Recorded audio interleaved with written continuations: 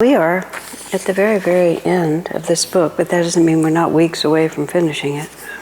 So, Conversations with Yogananda, we're on number 437 after a hiatus of 2.5 months, I think. Sir, I asked him once, for those of you who are new, this is Swami Kriyananda speaking to Master when they lived together at Mount Washington. Sir, I asked him once, what is faith? And how can one develop it? Faith, was his answer, comes with direct personal experience. That is what St. Paul meant when he said, faith is the proof of things unseen. The deeper your experience of truth, the greater the faith you will have. It's interesting, the phrase he uses, the greater your experience of truth. He doesn't, it's just like truth is, the greater you experience truth. What does that mean to experience truth? Because you would usually think, you would say to experience God or the loving presence of God. The deeper your experience of truth, the greater the faith you will have. I would think of that. There's a certain, what do you say it? There's a certain sort of line in the sand as a devotee, where what I call it where you realize the inescapability of divine law. That's the phrase, the way I put it, which is that you just realize that there is an objective, eternal reality, and there's absolutely nothing you can do about it. You can complain, you can commit suicide, you can commit murder, you can become a drug addict, you can be angry at everyone, and then when you're all finished, it'll still just be sitting there waiting for you to adjust to it. It has no capacity to change itself in response to our desires. It just simply is. And there comes, experience is what brings that to you, and it's really the experience of many lifetimes, although it happens also in one incarnation, which is the soul keeps trying to find another solution other than actually facing into the total responsibility we have for our own consciousness. And one just keeps trying, because it's the nature of us to just keep seeing if there's a choice.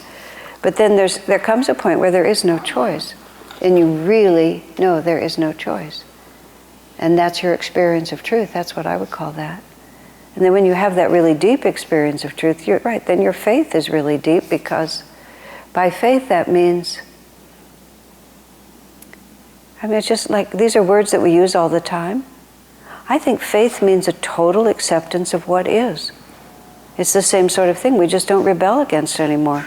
The deeper we experience what is, the more just confidence we have that truth will always win out in the end, so we might as well cooperate with it. And the faith is that there won't be any exceptions. If it's ever true, it's always true. If karma is ever true, it's always true. If self-realization is ever possible, it's always possible. But you can see how you still have to work at it, but there's a certain point at which once that is there, and once that is no longer an option to think otherwise, you can see how everything changes. Absolutely everything changes. So the experience of truth would give you greater faith, and that would just be what it is. Does that make sense? Yeah, it's interesting, yes.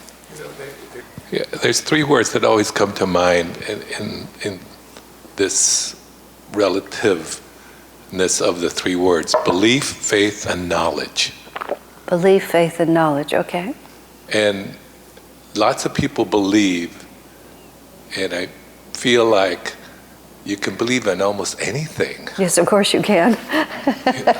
Doesn't make it true or even helpful, but you can believe in it, right? And faith is experiencing that. Well, confidence, faith is confidence in what you believe, preferably based on experience. And then knowledge is the experience of it. Well, knowledge would be, if you're thinking in terms of self-realization, it would be that I really do know God. I don't just have faith that God is there, but some experience gives you faith, but the deepest experience would give you knowledge. It would just become who you are. You know, when you said you can believe, many years ago I had a nanosecond of experience when I tried to be a corporate trainer. It was when I first lived in this area. And for a brief period of time, I had this tiny little flash of success, and then it completely disintegrated. It was 1989, actually, I know, because it was when we had the Loma Prieta earthquake and the Bay Area, the Bay Bridge collapsed. And the company that I was working for, the woman who was the HR director, which is how I got into it, she knew me through Ananda. Otherwise, I never would have been hired. But she was walking a fine line because they really couldn't bring in anything that had to do with God or religion because it was a corporate setting. But the wife of one of the people who worked in that company was killed on that bridge. You know, just happened to be right where in that spot when the bridge went into a pancake. So she died. And it was very disconcerting for everyone because people have no context at all. So she wanted me to come in and make people feel better. You know, just comfort them in some way, because she knew that I could have the capacity to do that with a broader perspective on life. But I thought for a minute, and I said to her, you know, I really can't do that without referring to God. I mean, I have to refer to some transcendent reality above the human, otherwise I'm just as scared as everybody else. If I wasn't saying it to her, but in this context, I've had some experience of truth, and therefore, even when something really terrible happens, I have a faith in the absolute fairness of divine law, and therefore, I can be as grief-stricken as anyone else, but I'm not as bewildered.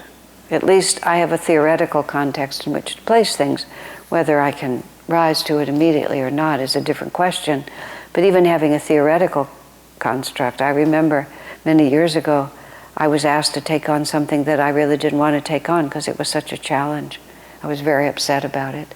And someone said to me, oh, you don't have to do it. I said, no, the problem is I have to do it. I wouldn't be so annoyed if I didn't know I had to do it, meaning I have to face it. If I could just say I'm not going to do it because I don't want to face it, that would be nice. But it was either like face it now or face it later. It's like there was no escape. The absolute inexorability of divine law saved me the trouble of thinking that I wasn't going to have to face it. It didn't save me from the effort and in the struggle of facing it. But at least I didn't spend any time trying to find an escape route because I knew there wasn't one. So that's the degree to which, because if your own spouse dies suddenly in a horrible accident like that, you know, it's presumptuous to just offer spiritual platitudes like it's God's will or something like that. People justifiably would punch you in the face when you say things like that. I mean, it's just annoying. However, I do have a context, which helps. But I said I can't do it without a higher reality. There's just no way. But this was the point of this. She said, can't you just tell people to believe in themselves? I said, well, how can belief in yourself have saved that woman from getting crushed on the bridge? She could have believed in herself completely, and she still would have had absolutely no influence. She would have been on the bridge. I mean, interestingly, I knew two different people who were minutes away, but crossed just, a minute before. It's like, that's not about yourself. That's about a destiny that isn't of the ego. So we go through all these different experiences, and we have to keep learning. There's a story that's told, I believe it's about Adi Shankara, the first, what do you call him? Shankaracharya. And there was a disciple, you all have heard this story, but there was a disciple may have heard it. There was a disciple of his, a woman, who was apparently very, very nervous. She was always worried about everything. And he was urging her to do something that she didn't want to do, and she was very anxious. She said, but what if I die? I don't know what it was, but that was somehow her fear. What if I die? And he turned to her and he said, die. And she did. Just like that. There's a story, I think it's St. Paul, where two disciples do something very bad and he just sort of looks at them and they die. But anyway, so she dies. Now, her guru is a God-realized master who has the capacity to transcend time and space. So when she leaves her body, I mean, I started thinking about this much later. I'd heard this story for a decade or decades, and then I started thinking of it from another angle. When she leaves her body, she didn't leave the company of her guru, because he could just follow her across. If he would, which I presume he would, they were standing right next to each other. She dies. This is how I think of the story. So I just have this picture of him just looking at her, now in her astral body, and out, just looking at her physical body, saying, well, how did that work for you? Because there it was. It's like we have to just keep testing. We have to keep testing everything. And the guru would be like, he didn't care. It was what she needed to learn. And so she's going to leave her physical body. Like, we're so protective, but he wants her to learn. He wants her to experience the truth of the inescapability of divine law. So, did you learn something from that? That's all that makes any difference. And that's what we do until somehow we have enough experiences that we know that it's true. It's interesting to me because I don't have phenomenal experiences of any kind. It's just not in my karma to have that. I have some intuition. I've had some notably interesting intuitive experiences. I've had a couple of dreams, but I mean, this is a very small list over here. But I just know that all of this stuff is true. I just really do. I remember when I was living at Ananda Village and I was at the seclusion retreat. I was on the retreat staff there. The seclusion retreat is 6 miles up this barren road. And it's a pretty rural area anyway, especially in the 70s, and way out on this barren road. You go miles and miles, and there's nothing. It's just an old mining area. And I remember this man found his way up to the retreat, and I was giving a class on reincarnation. And, these ideas in the 70s were beginning to come in, but they weren't as well known as they are now. And I gave the class, and then for some reason I gave him a ride back to the road. And so I'm going in this, and he waits till we're in the most barren area, so like where nobody could hear us. And he turns to me and he says, "Do you really believe all that?" Like, now that no one can hear us, you can be frank with me. I said, "Well, actually I do." But it was an interesting question because I don't know why I believed it. I had no memories of past lives. I had no experiences, but I just knew it was true. When I said to Swamiji around that time, I said to him, "Swami, I've had this desperate determination to be happy. And it's just been like the driving force of my life is to find a way to be sure that I can be happy." I actually meant more like joyous inside, but happy was the word I used at the time. And I said, "And I've never been unhappy." I said, "I've had a perfectly lovely life and nothing bad has ever happened to me. And I'm relatively light temperament. I'm not prone to moods or depression." And I said, it's kind of goofy. And he just looked at me like I really needed to get all of my brain cells turned on. "Past lives," he said. Just like that. "Oh yes, of course. I mean, I have suffered. Everybody has suffered. And we suffer because pain is the fruit of self-love, whereas joy is the fruit of love for God." That's what we say every week in the Festival of Light. And what else is mine except to keep what is mine for myself? And even though repeatedly, this is all from the Festival of Light, even though repeatedly the little bird lost everything he had, he just determined to follow his wrong ways until finally, eventually, he gave up and began to ask, not what do I want, but what is true. That's the quest. He goes from the revolt to the quest. So we've all been through the revolt, although we do waffle back into the revolt, But our battle is between the revolt and the quest. Otherwise we wouldn't be sitting here. If we were still 100% in the revolt, you wouldn't come into the door. We have a comment? Yeah. Truth exists. Truth exists. It simply is. It's not about our opinion. I often joke when I first moved to this area, which was now more than 30 years ago, 1987, and friends would visit, and they still do, but it was more novel then.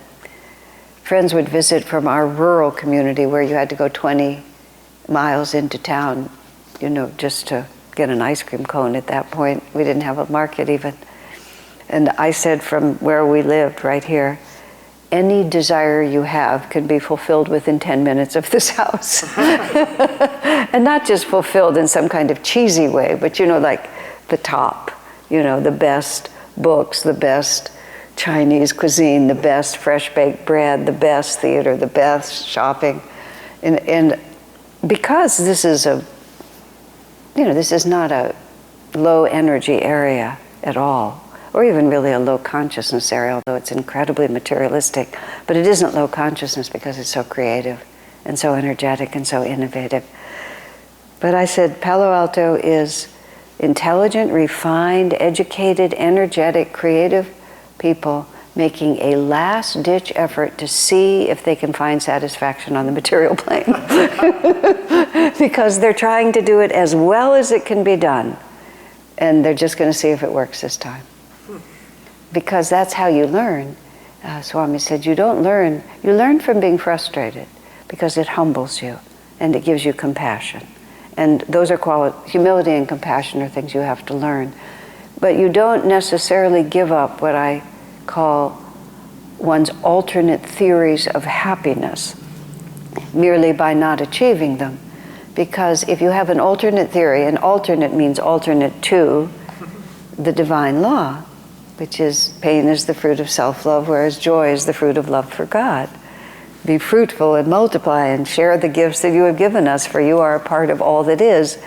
But we get an alternate theory of happiness, which is that's not actually true. What's actually true is that if I get what I want, especially if what I want is not really terrible, I'm not a murderer or anything like that. I just want money and comfort and good relationships and to be respected by people and to be recognized and appreciated. We just make a nice list. And it's an alternate theory of happiness. I will be happy if. And we can just try it out. And if it doesn't quite work this time, Master said, reincarnation happens not because you fail to find happiness, it's because you almost succeed. and you just almost succeed, so you have the thought in your mind, just a tiny adjustment, just a teeny weeny tiny adjustment. I had a choice between Fred and George, and I wasn't really sure, and so I chose Fred, but if I had just gone with George, it would have been better. Yeah, so this time I'll go with George. And then there's George, and then of course, then there's Edgar, who looks a lot better than George. George doesn't turn out to be quite as good. You might even, go back to Fred. It's just like it almost works. Just a little off. And so we tweak it, and we try it just one more time, and just one more time, until, Master's magnificent phrase, until the anguishing monotony of it. And then you're born like I was. I have very, very good karma, I have to say that. And I don't say that with pride. I know because I came on the path so young and I've never wavered. But that's a sign of, I believe now, I finally figured out, I had tremendous suffering. Because nothing, I know from experience, nothing else disciplines you like that. I remember, because I was school smart, which in our particular society just makes everybody think, if you're school smart, they think you're capable. It's just foolish, but that's what they think. I was school smart, which was utterly effortless for me and made me incredibly insecure because I was doing nothing. But nonetheless, I got accolades for doing nothing, but I knew I was doing nothing. This is just over here, Yo-Yo Ma, who's such a great cellist. I believe I heard him interviewed, and this is, as I recall, what he said. He was such a prodigy that by the time he was 20, I believe, he was at the top of his profession globally. And he comments about that it was a terrible crisis for him, far from being completely fulfilled. He's 20 years old, when he's at the top, what does he do now? Because he could tell.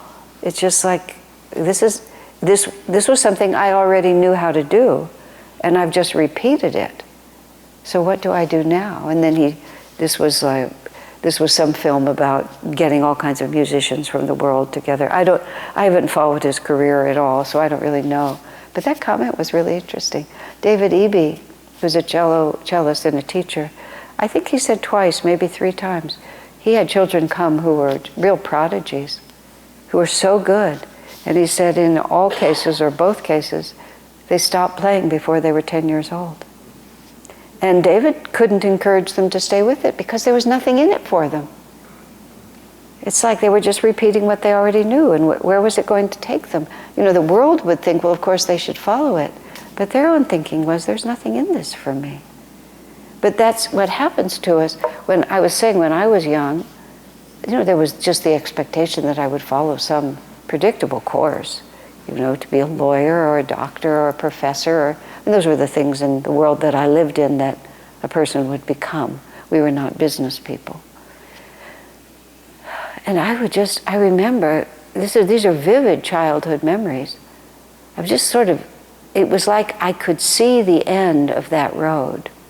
I could see myself having, it looked like a road to me. You know, I would follow this course, I would do these things, I would do whatever it was, and then I would be adequately successful, and I would be nowhere.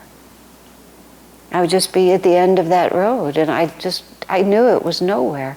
And I had no way of, I don't know why I knew it was nowhere, because I had no context then. But I knew it was nowhere. And I became really quite worried about what was going to happen. Because the only roads they opened to me would take me nowhere. Fortunately, I was rescued when I was just 18. But the reason I responded so vividly when I was 18 to being handed a book by Vivekananda was because of all of that. But there you have it. So all I had to read was literally a few lines of Vivekananda, and I knew immediately it was true. I had faith that this was the truth because I recognized it. Obviously, I've been a yogi in many lifetimes. It doesn't happen like that unless you are. I don't think I've been a good yogi, but I've been a miserable yogi. So, you know, you don't have to be good at this. That's a very important point. That's why I can say all this. I'm not saying all this to say, this is not prideful. But if we suffer enough, the one thing I can say, when you suffer enough, the one thing I claim is that I grew tired of suffering. And was willing to do something about it, which was actually something I noticed that was a difference between me and many people I knew. I did 1 year of college at Stanford over here, which I mention from time to time because it makes me seem important. I met a young man at this conference. He was an inventor, as it happened. And when he was 18, he was hired.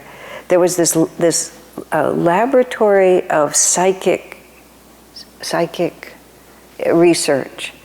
It was called the Princeton Laboratory of Psychic Research, and it was actually associated with Princeton University. But he was a very unusual man. He was only in his 30s, and he was hired in there when he was 18, and he worked there until he was 20-something, and then the lab closed because the founder retired, and it was really his own thing. But I introduced myself. We were in a conference. We had to introduce ourselves, and everybody was highly educated and had PhDs and things like that. He dropped the name Princeton, and I dropped the name Stanford. And he did it first, and I did it afterwards. And then I leaned over into it. I said, "We're both playing the same game, aren't we?" I said, "I'm doing the math, and you never went to college either, did you?" And he said, "No." But we both gave the impression that we were something that we weren't. When I had that 1 year, and it was the last year before college went to pieces, basically. I mean, I lived in a dorm, and we had formal served dinners, and we had hours when we had to be in. We had to sign in. And I mean, the next year the dorms went co-ed, and everything changed. But so many of those women were so unhappy. It was one of the reasons I didn't last at college. It's like And they were fine people, they were, bright, but they were so unhappy. Because it was just, nobody knew what they were doing. It was just a terrible, nobody had any life direction. But the thing that I noticed, was the point of it, was they were unhappy, and I guess I ended up, I always end up a little bit in a sort of giving advice role. But what I noticed was they were not willing to change any of the things that made them unhappy. The attitudes, the habits, the expectations, the hopes, the attachment. They could perceive where some of their suffering was coming from, but they were utterly unmotivated to actually do something about it. Probably because they didn't have faith that it would work, I don't really know. I wasn't clear-minded enough. But I became very conscious, which is one of the reasons I left, I don't belong here, is because I wanted to do something about it. And every little thing I could find to do something about it, I would do it. Or at least I would strive to do it. But I saw this kind of passive acceptance of the inevitability of misery that was just, it was like a virus. I just didn't want to be anywhere near it. But where does that come from? That comes from suffering a lot. So you make a lot of mistakes, and you know that you just can't go down this road again. I just don't have the stamina to go down this road again. People's capacity to suffer was greater than mine. There's a friend of mine. She has tremendous endurance. She just has the capacity to endure difficult situations really to a stunning degree. Sometimes life forces you to endure difficulties, and at different times in her life she's been forced to endure. I will say didn't, because I do now, but I didn't have much endurance during the times we were together. And as a consequence, I became tremendously creative because I had no endurance. So every time something was not working for me, it was absolutely essential that I find a solution.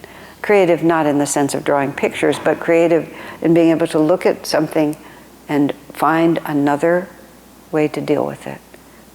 And it was interesting because, she had great endurance and I had great creativity.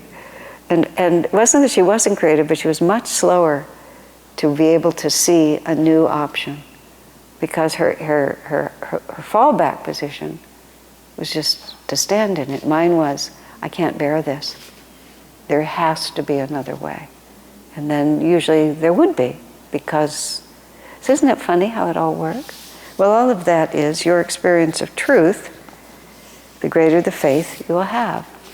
And faith then, what faith gives you, well, now that I think about it, also to finish that thought, if you have faith, then you will take action, because you know that the action will bring fruit. If you don't have faith, then you won't take action. And that's also how it all begins to come together. Because if you don't think it's going to work, why would you put out the energy?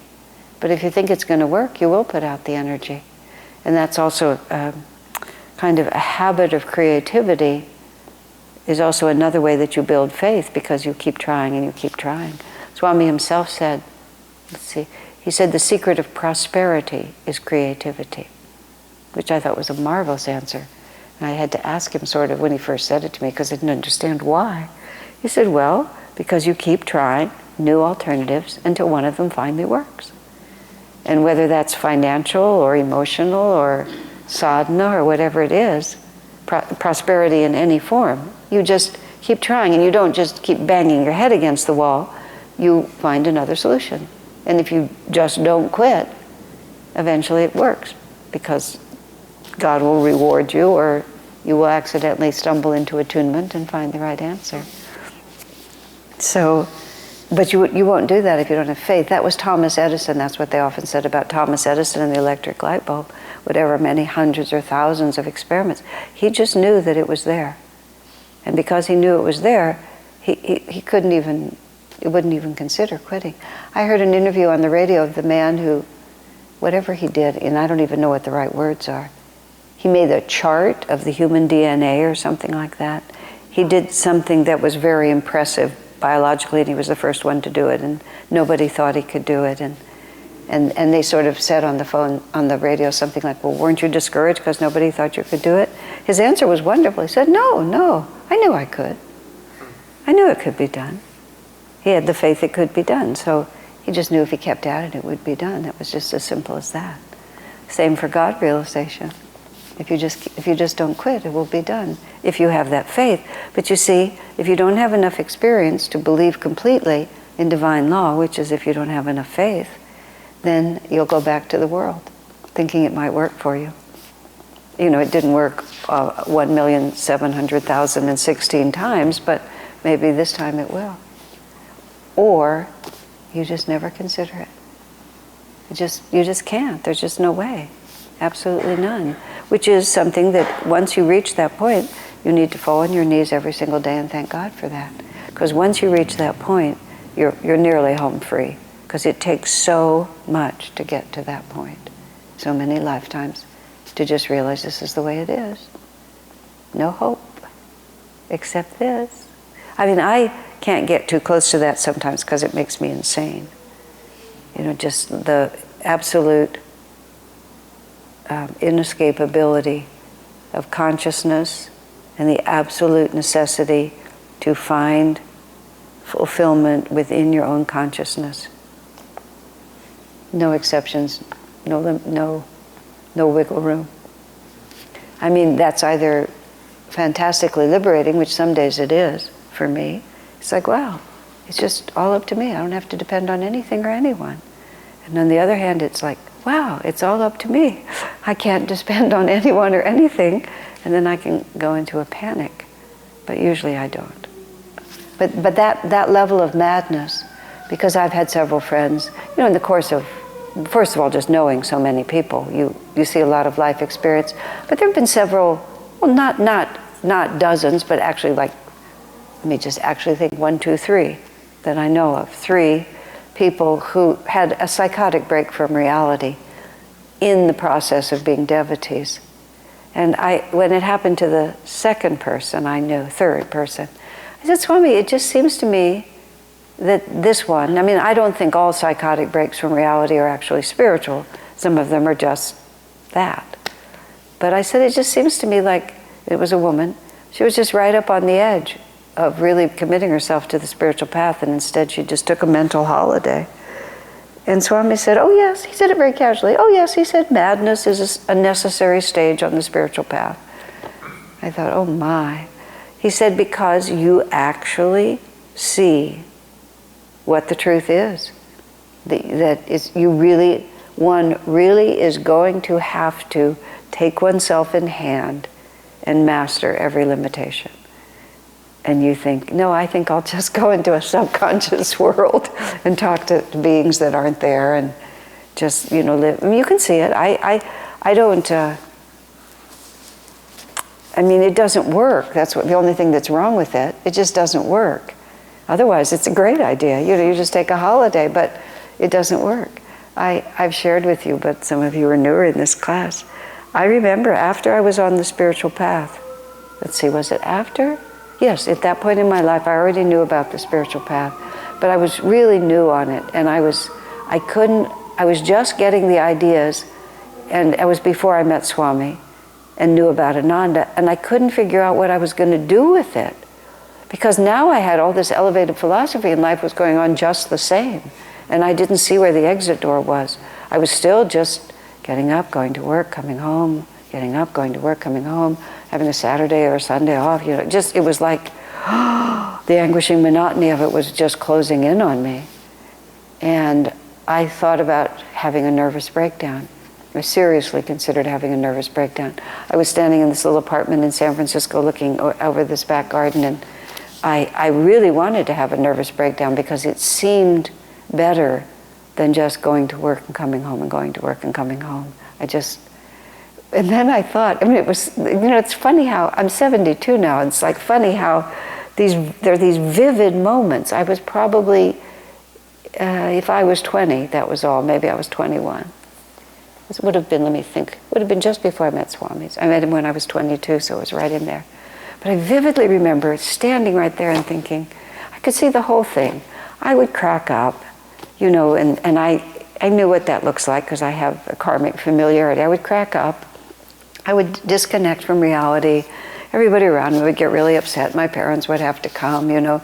Everybody would come, and there would just all be the solicitous care, and they would take me to some hospital, and they'd put me in the hospital, you know, and then I'd be really probably catatonic for a while, and then they'd drug me, and then I'd slowly come back to reality, and I'd have to sit in group therapy sessions, and I'd finally accept it. And I mean, God knows how long and how much money later, I'd be standing in my apartment looking out the window. And I thought, oh, it's so exhausting. It will just take so much energy, so much time, and so much money. And at the end point, it will just be a big circle, and I'll just be standing here. So I think I won't. But I knew that was something I'd done a lot in the past. That's one of the ways I'd suffered. I just tried to run away mentally.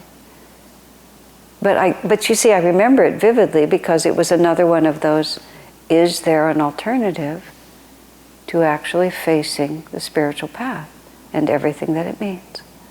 No, I don't think so. You know, Swamiji said that the majority of people who came to be with Master left. That, you know, you would think they would all stay, but most of them didn't. And he said the reason they mostly left is because in his presence, he illuminated for them what they were going to have to actually do. And the way they dealt with that much light was to move farther away from it, so they didn't have to see it. It wasn't about Master, it was just about them. And that's not even a criticism, that's just a fact. It was like you could see it so much and then you just have to withdraw for a while and sort of regroup and test out other alternate theories of happiness. And I don't mean, you know, that we all have to live austerely in caves or anything like that, because our karma compels us to do things, because it's in those interactions that we learn. So being compelled to interact and have experiences and to fall in love and to have children and to have careers, that's not necessarily not following your path. It's refusing to learn from those experiences and being in a constant state of revolt in the context of those experiences. That's what it is not to be on the path. The form that we take, we really can't control the form. It's just because it's predetermined by the compelling forces of our karma. You know, the compelling force of our karma, which is already in motion, makes it happen. We can't stop it. All right. Well, that's why it's going to take us weeks to get through this last part. So, after he said, the greater the faith you will have, and then Master goes on to say, there was a man who had read in the Bible that if a person has sufficient faith, he will be able to say to this mountain, be thou moved into the sea, and it will be so. How wonderful, the man thought. It has always bothered me that there is a mountain outside my window that obscures the view. The view I might have otherwise of that beautiful lake on the other side. Let me remove the mountain by faith. Master goes on, that night the man prayed earnestly, let the mountain be removed and cast into the sea. He then went to bed. The next morning, the first thing he did was rush to the window to see what had happened. The mountain hadn't budged an inch. The man cried, I knew you'd still be there. And then Master laughingly says, such is the faith of most people. Theirs isn't faith, it is merely belief. Now he's making the distinction that you were making. It's not faith because they have no experience to back it up. And so even though they're pretending to believe in this, in their heart of hearts, they know it's folly because there's no basis for it. It's very complicated. You know, and self-honesty is required, and sometimes we ourselves don't know. And that's why God pushes us harder and harder. There's a very poignant example of this that was very moving to me. Many years ago now, must have been 30 or 40 years ago, a plane crashed in the Andes that had an entire soccer team from Ecuador or Uruguay or one of those South American countries. I don't unfortunately remember which one it was. And it was they just crashed into winter storm, and it was presumed that everyone had died. But in fact, a small group of them did not die, and actually managed to live through a number of weeks or months until 2 of them were able to walk out and get them rescued. They partly did that. They survived by eating the bodies of the people who had died, which they felt. And actually the Catholic Church has a principle on that, which just says it's okay. Can you believe that? Because to preserve your own life, and really it's not anything at that point. So anyway, it was interesting, but what's much more interesting, there's a book called Alive, and then there's a second book that was written by the man who walked out. These are, and they're wonderful books because it's a brutal story on one level, but there was a tremendous amount of faith in God and a tremendous power, intermittent power of the presence of the Divine Spirit, and that saved them. And the story of the 2 who walked out is nothing less than miraculous, and all the divine help they had along the way. And this is just drama, but the man telling the story, they were high in the mountains and it was snow, and they had to climb snow mountains and cross through, and they didn't know if they would live. But the man talks about having faced all these dangers to rescue their friends. There was a point at which the snow stopped and he stepped onto bare ground. And it's like when he stepped off of snow onto bare ground, he realized he would be saved and all his friends would be saved. I mean, just what a moment.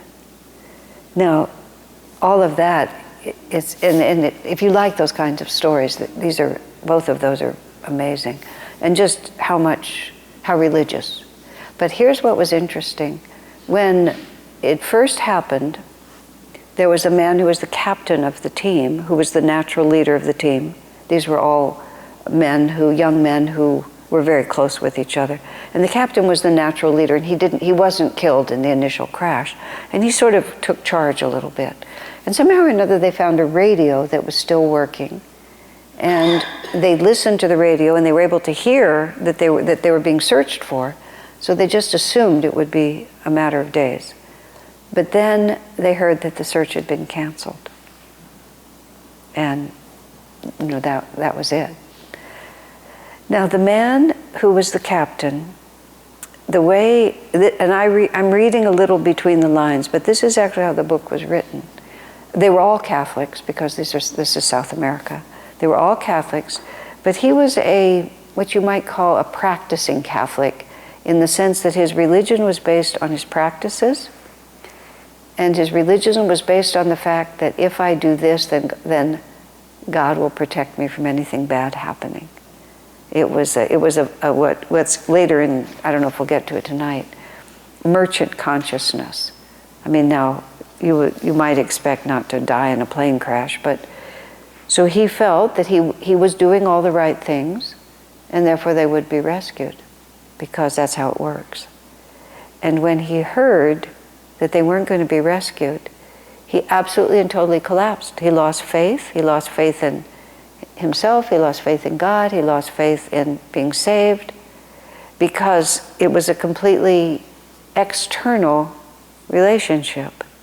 And he'd paid his dues, and now they weren't going to find him. And he died very soon after that. He died because he just lost his vitality.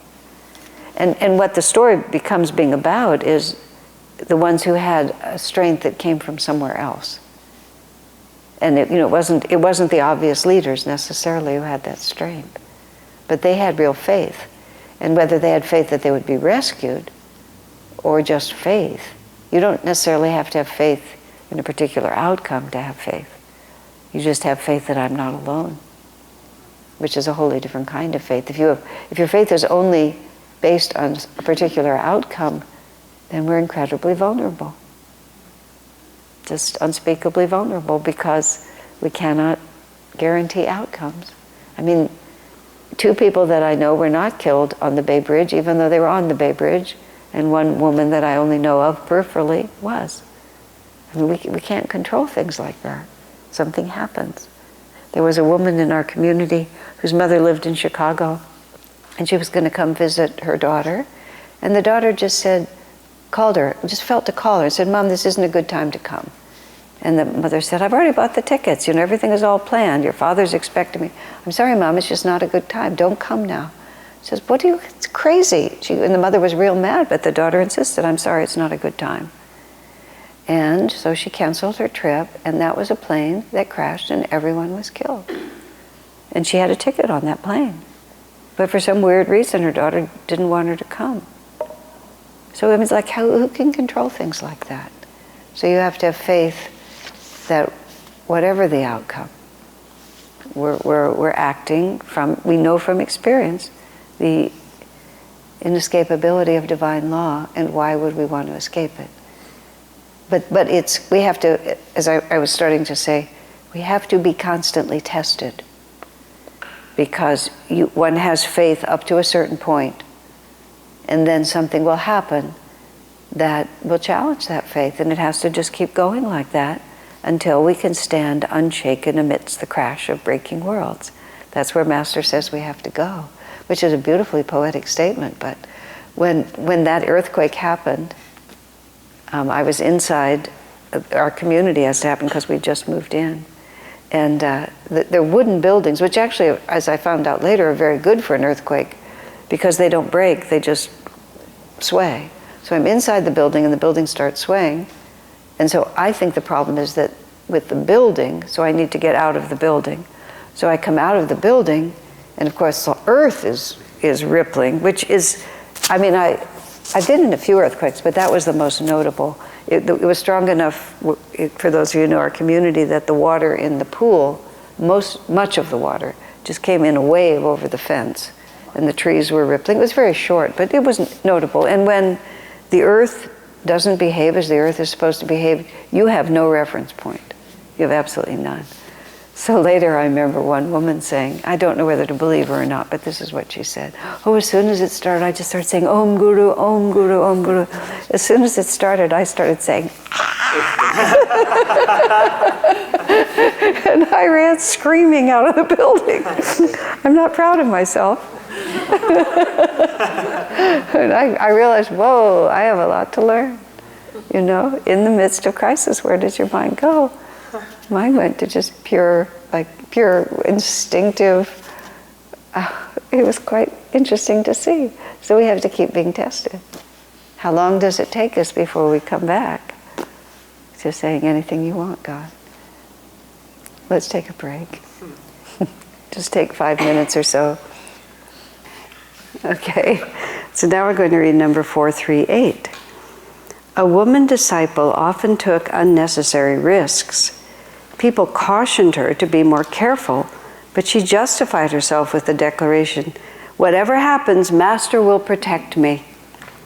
Of all things, the Master exclaimed when these words were quoted to him, "Let her try driving off the cliff in Encinitas and see whether I'll protect her from the consequences of her foolish act." Look, can you imagine? It is good to have faith, but one must also use common sense. I don't know how much commentary we can do on that, but I was thinking about this. I thought, God is not our servant. And so sometimes people actually start talking about, well, Jesus will take care of it, or Master will protect me, or I don't have to do anything because my guru will bring me the apartment, or whatever it might be. But we're acting like God is there just at our beck and call to fulfill whatever desires we need or want. It's that confusion that people get into between what the ego thinks is a good idea and what is actually good for our soul. And these are lines that are easy to talk about, but one often gets caught a little bit in it, because you have to have faith that Master will take care of you, but you also have to have faith that taking care of you may look different to him than it looks to you. So, and especially this common sense, like Sri Teshwar said, spirituality is not dumbness. It's like we don't become stupid. We may become different, but that doesn't mean that we're incompetent, because if we're operating actually at a higher level rather than a lower level. Sometimes people will use spirituality to excuse the necessity to put out real effort. And common sense is one of those things that's really important. Just, well, I don't think more needs to be said, but it's a good point. So we have to, I read a quote that was like on some social media, probably on Facebook somewhere, that was attributed to Babaji. And it's not in Autobiography of a Yogi, so I look at it and I think, how do they know Babaji said this? So, quite apart from the source, it was an interesting statement. It said, let's see, if you use the Guru's name too often, it dissipates the magnetism. And now that wasn't, I haven't quoted it accurately, but what the meaning of it was, well, I was talking to someone about something, it was just very simple. We were going to go out to lunch together, and a group was going to lunch, and I said, are you going to lunch? Oh, if God wills. I said, well, actually the question is, are you hungry? Because we're all about to just walk out the door and cross the street. So it's like, where does God's will come into this? I mean, I didn't, because it would have been exceedingly rude, but that was just my thought.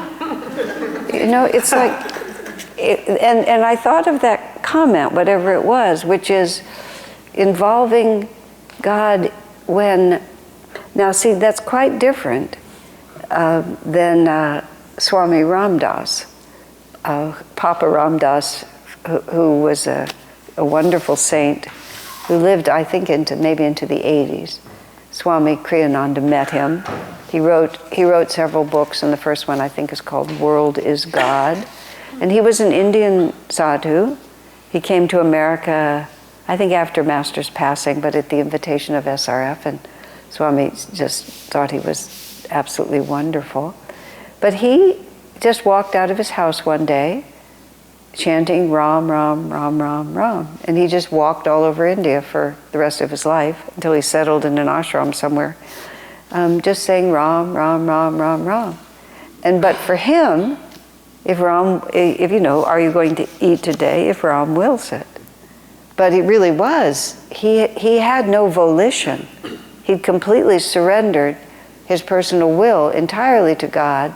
So it really was a question, because there was no egoic self to make decisions and direct things. He really was just completely surrendered. And reading that book, he would describe things, and it would take you a little while to realize what he was actually describing. He was thrown off a train and he landed on the ground, and it turned out he landed on the ground, which was the outdoor toilet, for the village or something, and he's just on the ground lying in filth, and he's been thrown off the train. But it takes you a while to realize what's actually happened, because he's talking about Ram this and Ram that, and this is what happened and that's what happened, and then you begin to think, I think this is a really unpleasant situation you've gotten yourself into. I had a very funny experience with that book. I read that book in the early 70s when I was living in my trailer at Ayodhya, Ananda village. I have he describes this incident in the book when he's just walking and he comes to this cliff, and Ram just tells him to go up the cliff. So he goes here and goes there, and then just at the moment he needs it, Ram puts a bush there that he can just barely reach, but he has to let go over here, but Ram tells him to let go, so he holds on over here, and he makes it up this cliff. And again, you have to think a little bit to realize what he's describing. He's climbing some sheer impossible phase, but God is taking him up. So I'm sitting there in my trailer, and there's this very tall pine tree out in front of my trailer. And I just got so inspired by what he did that I literally went out and I climbed to the top of that tree, and it was quite a tall tree. And I just went limb to limb. I can remember just limb to limb like this. Then when I got to the top, I remembered that I'm terrified of heights. But I forgot it going up. But I remembered it coming down. It was really something, because I had gone up fearlessly and fast. And I came down so slowly, and I was so scared. And I couldn't get it back. I just couldn't get back into what had taken me up. But it was a very vivid experience of really having a force act through you, and then the ego reasserting it. So that's sort of, I think, what Master's talking a little bit about here. It's not really, they haven't earned the right to say that. It's what would you say? It's not entirely honest. I mean, it's not like they're trying to be dishonest, but it doesn't have the ring of truth behind it. It's also, as he says, why should I save you if you're just being stupid and careless?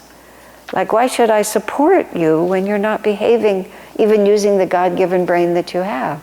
You have to have common sense. But it's a very fine line, because it's very dear to feel that I'll go to lunch if God wants me to go to lunch. And there's something extremely real about that. So it's all of these things are things we have to learn to negotiate. And we have to be sincere, really. Just sincerity is everything.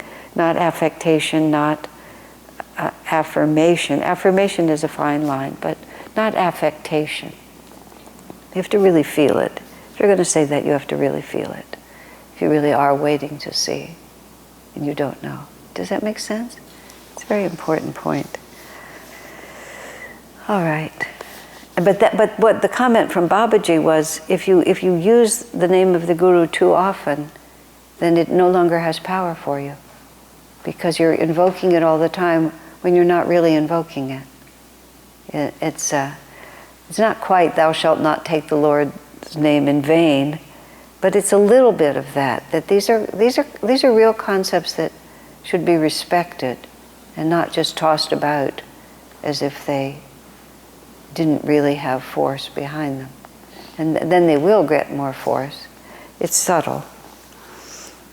Okay. Yes. It's almost like that merchant mentality again. It's almost like that merchant mentality again versus a true japa. Well, that would be a way to think about it. Right? Yeah. You're always invoking his name, thinking that you're going to get a special favor. Right. God is not our servant. That's sort of what I realized. He's not somebody you just call on and say, "Fix my lunch."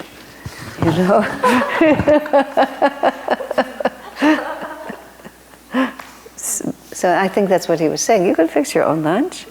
You don't have to ask God to fix your lunch, unless you're really not going to eat, unless a raven delivers a loaf of bread to you. But then you're really not going to eat, because you have no will of your own to feed yourself. So that's quite different. And if you're there, you know it. That's like the composer who asked Mozart how to write a symphony, and Mozart told him to start with pieces that were easier, and the man said back, "But that's not how you did it." And then Mozart said, "But I didn't have to ask anyone how to do it." So it's sort of like that. All right, number 439. Often Yogananda said of his disciples, however, this is a continuation of the one before. Often Yogananda said of his disciples, however, that they did have protection. This is because true teaching is individual, so you can't just take a dogma and say, "This is what Master said."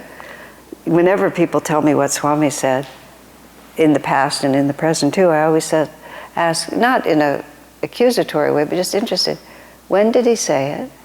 Who was in the room? What was the context? Who asked the question?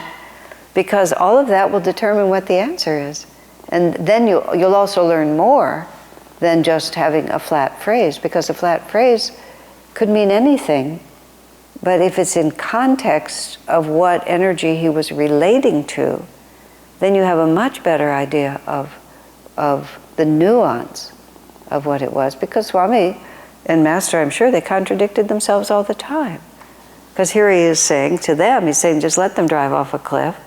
But I'm sure there are many people that Master helped when they did drive off a cliff. Often Yogananda said of his disciples, however, that they did have protection. Once when someone in the colonies, that's what he called the ashrams he had, once when someone in the colonies was hurt, the master said to him, "It would have been worse had you not been living here." In other words, there was an aura of protection.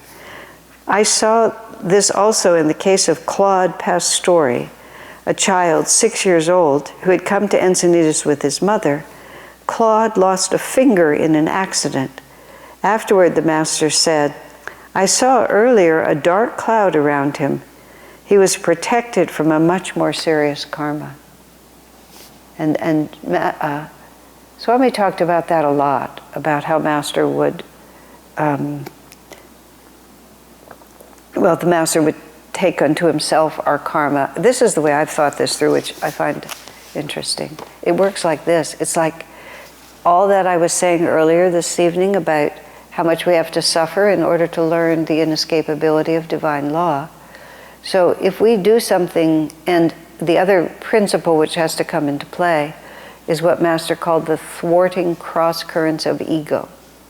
So that when we set an energy in motion, the cause and effect relationship is not always automatic.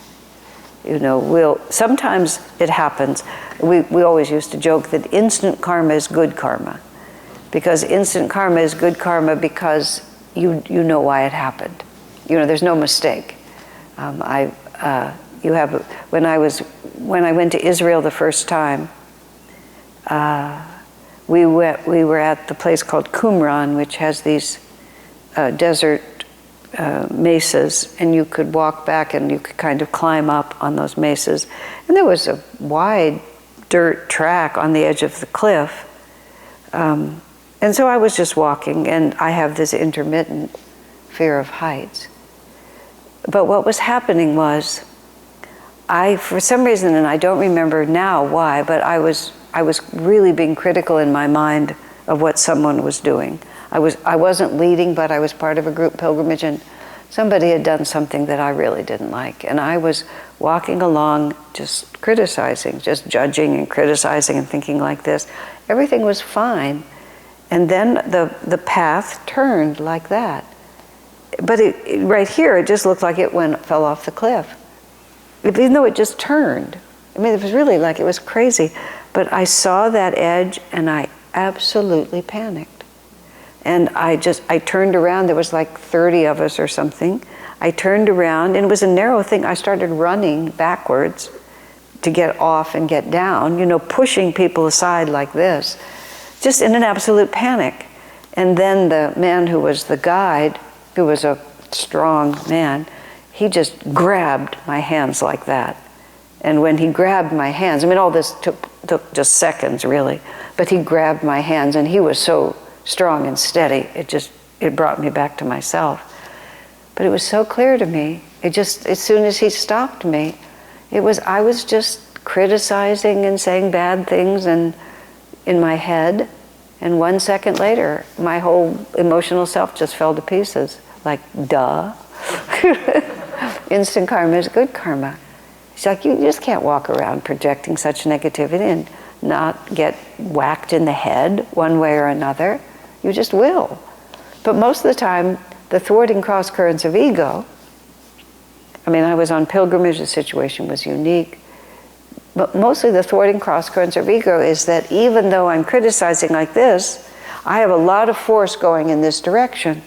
So I project those thoughts out there, but I can basically sort of stay ahead of them, because I have this power that I'm going to accomplish something, and I don't like what they're doing, and they're such jerks, and they've always been that way, and I just don't know why they have the position they have, but I'm still going to accomplish.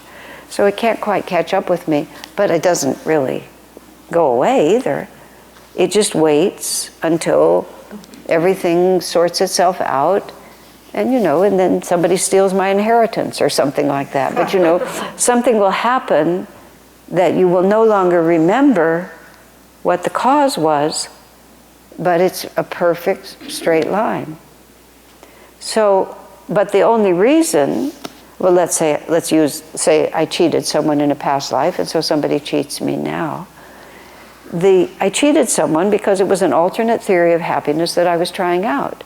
If I have more money, no matter how I get it, I'll be happier. What do I care what happens to you? Look at me, I have all the money and power I want. And maybe I was clever and I did it. I really got it. So then a long time later, somebody cheats me.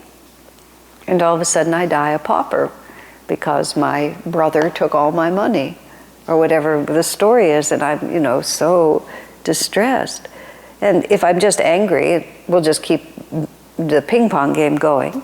But maybe it crosses my mind that, wow, this makes me so miserable. This should never happen to anyone. This is terrible.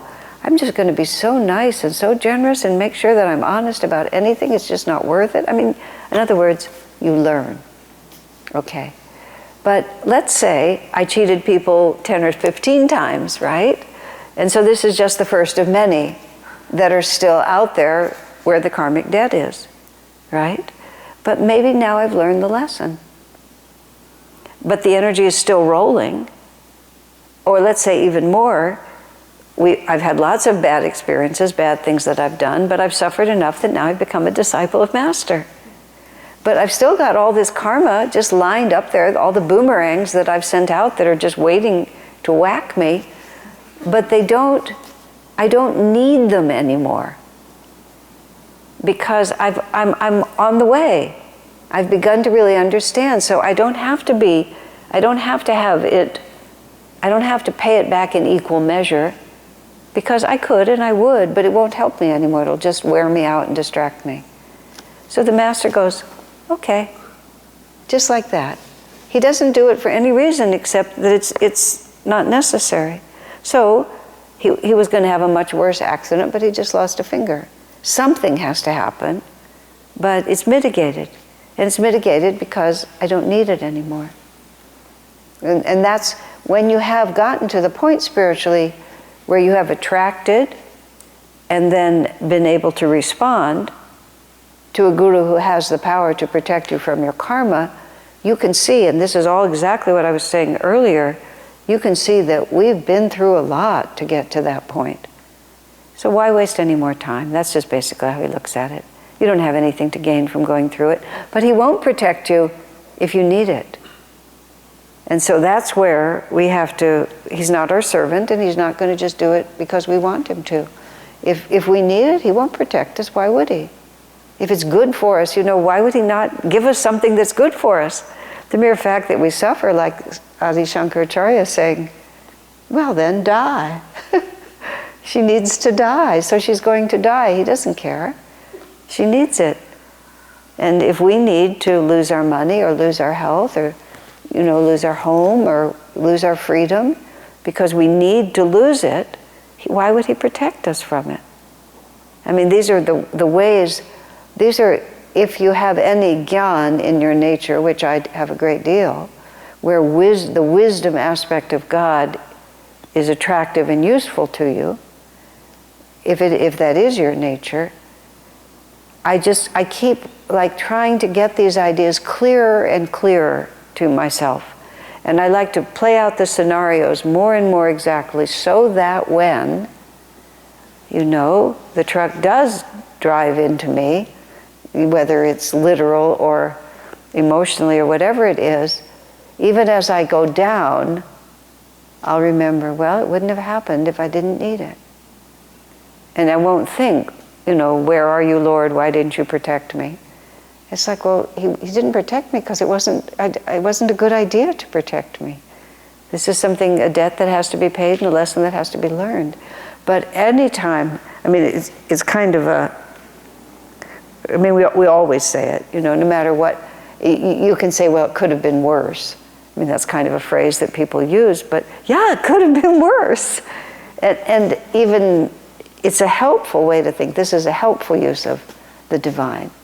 Yeah, I broke my leg, but who knows what would have happened if Master hadn't protected me.